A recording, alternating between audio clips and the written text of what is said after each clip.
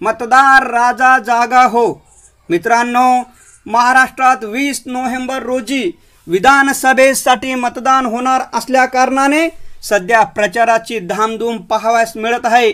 महायुती, महाविकास आघाडी तसेच इतर पक्ष भरघोस आश्वासने देऊन सध्या जोरदार प्रचार करीत आहे।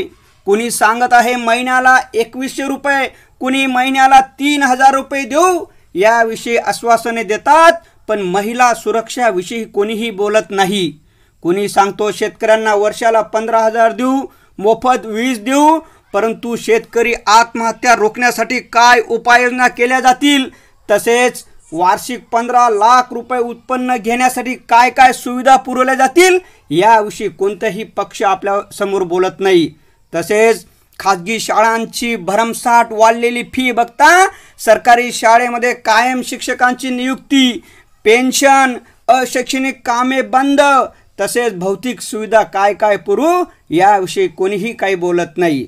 खाजगी डॉक्टरांनी भरमसाठ लूट चालू ठेवलेली आहे। अशा वेळेस सरकारी दवाखान्यांसाठी तज्ञ डॉक्टरांची नेमणूक, त्या ठिकाणच्या सुविधा कशा उपलब्ध करण्यात येतील याविषयी कोणीही काही बोलत नाही। मित्रांनो, तरुणांना बेरोजगार भत्ता देण्याविषयी सांगतात, परंतु त्यांना रोजगार कसा मिळेल, महागाईवर आवर कसा घालता येईल याविषयी कोणीही बोलत नाही। म्हणूनच मित्रांनो, मतदार राजा जागा हो, लोकशाहीचा धागा हो असं सांगण्याची वेळ आलेली आहे।